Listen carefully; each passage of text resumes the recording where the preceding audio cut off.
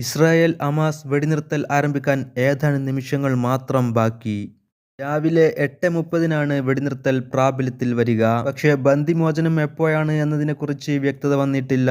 Hamas മുമ്പ് പറഞ്ഞത് മോചിപ്പിക്കപ്പെടുന്ന ബന്ദികളുടെ list മോചിപ്പിക്കുന്ന ദിവസത്തിന് മുമ്പായി പുറത്തുവിടും എന്നാണ്.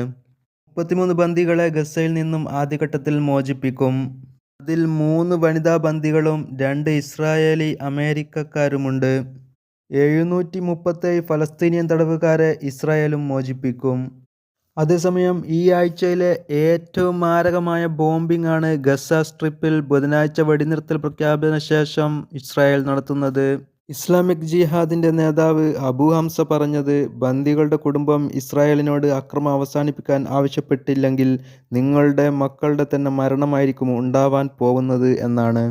ഹമാസിനെ കൂടാതെ ഇസ്ലാമിക് ജിഹാദിന്റെ തന്നെ സായുധ വിഭാഗമായ അൽ ഖുദ്സും ബന്ദികളെ കൈവശം വച്ചിട്ടുണ്ട്. ബന്ദികളെ ശവപ്പുടവയിൽ വേണോ അതോ അവരുടെ വീടുകളിൽ വേണോ എന്നത് ഈ അവസാന നിമിഷം സയനിസ്റ്റ് സൈന്യത്തിന്റെ കയ്യിൽ മാത്രമാണ് എന്നാണ് അവർ പ്രതികരിച്ചത്.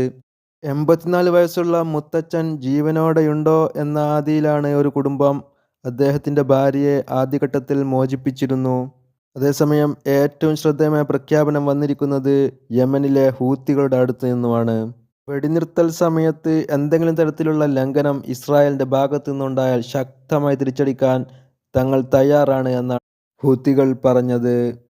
അവരത് തെളിയിക്കാനായി ഇന്നലെ ഒരു റോക്കറ്റ് ടെൽ അവീവിലേക്ക് അയക്കുകയും ചെയ്തു. ഇസ്രായേലി മിനിസ്ട്രി ഓഫ് ഡിഫൻസിനെ ലക്ഷ്യം വെച്ച് സുൽഫിക്കർ ബാലിസ്റ്റിക് മിസൈൽ അയച്ചു.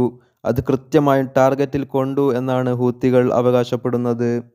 സെൻട്രൽ ഇസ്രായേലിലെങ്ങും പലതവണ സൈറൺ മുഴങ്ങിയിരുന്നു. ആളുകൾ പരിഭ്രാന്തരായി ചിതറിയോടി. എന്തായാലും ബന്ദിമോചനത്തിൻ്റെയും വെടിനിർത്തലിൻ്റെയും പുതിയ വാർത്തകൾക്കായി നമുക്ക് കാതോർക്കാം. സമാധാനം പുലരട്ടെ.